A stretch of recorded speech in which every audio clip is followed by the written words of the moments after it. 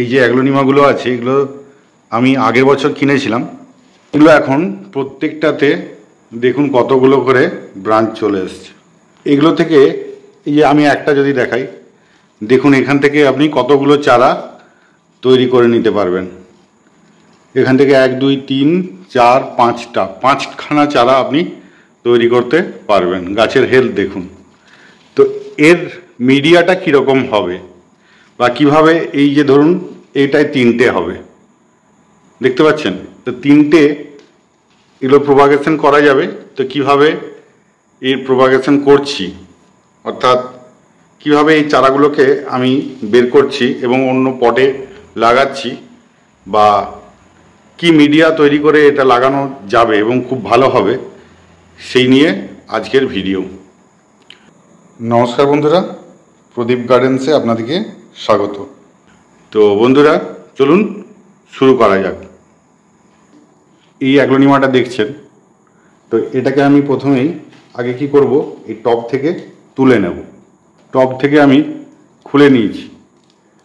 তো এটার মিডিয়াটা কি ছিল, মিডিয়াটা এই যে কেঁচো আছে দেখুন, এখানে দেখতে পাচ্ছেন, পাতা পচা ইত্যাদি মিডিয়া ছিল। তো এটাকে কী করতে হবে, হাত দিয়ে বেশি কিন্তু এটার মাটিটা তোলা যাবে না, তাহলে এর শিকড়গুলো কিন্তু নষ্ট হবে।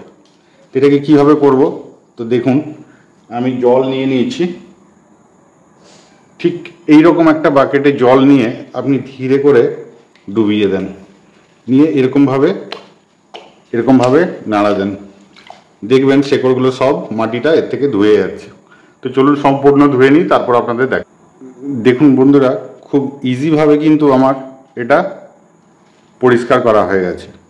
কোনো শেকড় এখানে কিন্তু আমি ছিঁড়িনি। তুলোয় একটু স্যানিটাইজ নিয়ে নিলাম এবং একটা ছুরি। এই ছুরিটাকে ভালো করে স্যানিটাইজ করে নিলাম যাতে ফাঙ্গাস না লাগে। এইভাবে ছুরিটাকে স্যানিটাইজ করে এই যে এই অংশের দেখুন এটা কোথায় কোথায় এর সাথে জুড়ে আছে, সেটাকে খুব ধীরভাবে আমাদের কিন্তু কেটে নিতে হবে। প্রথমে এই কাটার প্রক্রিয়াটা করে নিই।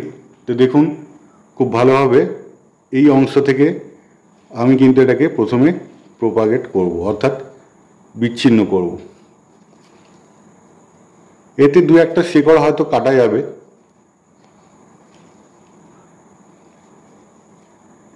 ধারালো ছুরি দিয়ে করলে ভালো হয়।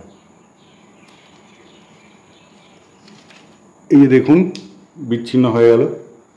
এবার আমাদের কি করতে হবে, ধীরে ধীরে কিন্তু এই যে দেখুন, আর এই কাটা অংশে অবশ্যই ফাঙ্গিসাইড লাগাতে হবে। তো চলুন এরপর এটাকে করে নিই। এটাকে ওই একই পদ্ধতিতে আমি ধীরে ঠিক ওই রকমভাবেই কিন্তু প্রোপাগেট করে নিচ্ছি। এই যে দেখুন প্রত্যেকটাতে শেকড় আছে, বেঁচে যাবে, অসুবিধা কিছু নেই। তো আমার এটাই কিন্তু 3 পিস হয়ে গেল। এটা হচ্ছে আগের, আর এই দুটো তৈরি হয়েছিল। প্রথমেই বলি, এই যে কাটা অংশে অবশ্যই সাপ পাউডার দিয়ে কিছুক্ষণ রেখে দিতে হবে, ঠিক এই অংশে, যাতে এখান থেকে ফাঙ্গাস না লাগে। এটা লাগিয়ে দিলাম। এটার যে কাটা অংশটা সেখানেও কিন্তু একইভাবে, যে এই যে দেখুন এখান থেকে আমি দুটো প্রোপাগেট করেছি, এটাতেও কিন্তু আমাদের লাগিয়ে নিতে হবে। যেহেতু এর মোটা মোটা শেকড় থাকে, এই লাগিয়ে নিলাম, ভালোভাবে লাগিয়ে নিলাম। এবার কিছুক্ষণ ছেড়ে দেবো এটাকে, আমি আধ ঘন্টা মতো ঠিক এইভাবেই কিন্তু রেখে ছেড়ে দেব।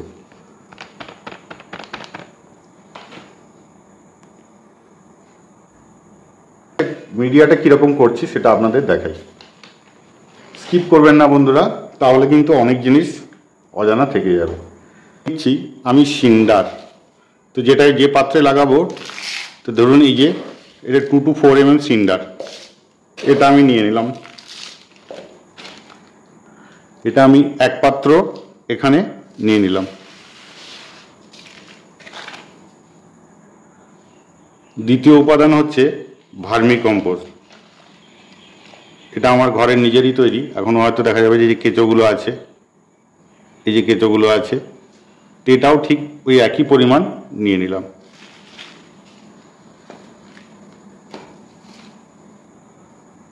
পরের উপাদানটা বন্ধুরা দেখছেন, এটা হচ্ছে পাতা পচা সার। পাতা পচা সারটা কিন্তু আমি চালিনি, দেখুন এই যে কাঠি খোঁচাও আছে। এই সারটাও ওই একই পরিমাণই নেব, একটু বড় কাঠিগুলোকে সরিয়ে দেবো, খুব বেশি চাললে কিন্তু এর ভালো হয় না, খুব হালকা। এটাও ঠিক ওই একই পরিমাণ নেব, খুব হালকা মিডিয়া একটা হয়, ব্যাস এটাও নিয়ে নিলাম। আটা দানার লাল বালি, এটা কিন্তু আমি হাফ নেব, এটা কিন্তু বেশি নেব না। তো দেখুন এটা আমি হাফ নিয়ে নিচ্ছি, ওই কোটার হাফ, এটাও আমি নিয়ে নিলাম। চিপস বা কোকো হ্যাক্স, এটা আমি নিজেই ঘরে তৈরি করেছি।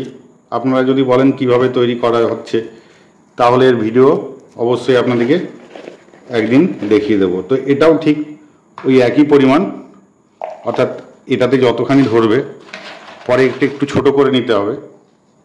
তো ধরুন একই পরিমাণ নিয়ে নিলাম,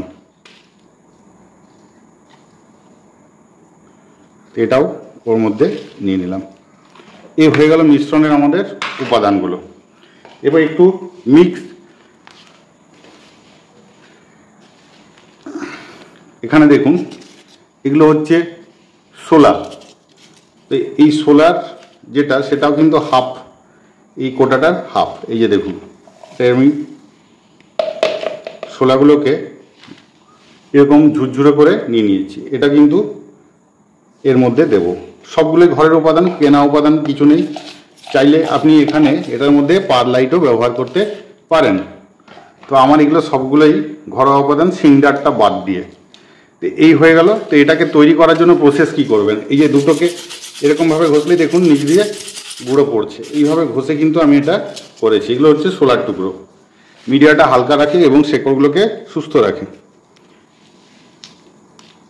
তো এখানে আপনারা একটু ফাঙ্গিসাইড মিশিয়ে দিতে পারেন, যেহেতু আমি এই গাছে এখানে আমি দিলাম সাপ, তা আমি এখানেও কিন্তু একটু এই মিশ্রণের সাথেও সাপ মিশিয়ে দেব।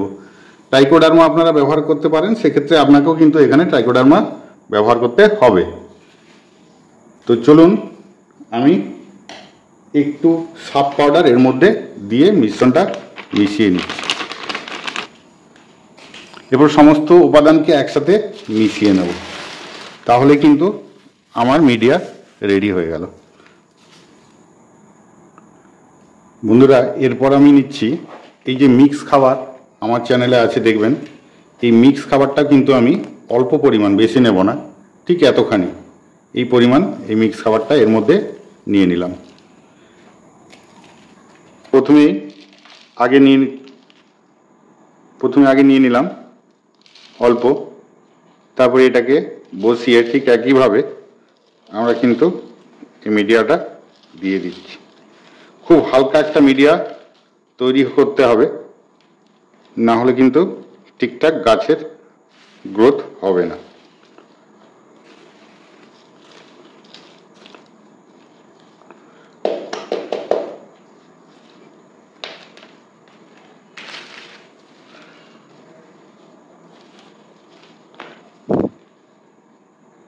এই যে দেখুন দুটো আমার হয়ে গেল। তো একটা গাছ থেকে তিনটে, ওইভাবে আমি প্রত্যেকটা গাছে ওখানে করে নেব। এগুলো বন্ধু বান্ধবদের গিফট দেওয়া যায়, বা আপনার বাড়িতেও অনেকগুলো বেরিয়ে গেল, কারণ এগুলো নিজের থেকে প্রোপাগেশন হতেই থাকে। তো চলুন আরেকটা আছে, এটাকেও আমি বসিয়ে দিই, তারপর দেখাচ্ছি। বন্ধুরা দেখুন আমার তিনটেই লাগানো হয়ে গেছে। তো এই মাটিটা মানে যে মিডিয়াটা করেছিলাম এই তিনটে গাছে সুন্দর হয়ে গেল।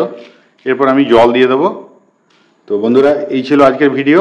যদি ভিডিওটি ভালো লেগে থাকে তাহলে অবশ্যই একটা লাইক দিবেন, আর নতুন বন্ধু হয়ে থাকলে চ্যানেলটি সাবস্ক্রাইব করে পাশে থাকবেন। দেখা হচ্ছে আরেকটি নতুন কোনো ভিডিওতে। সবাই ভালো থাকবেন, সুস্থ থাকবেন।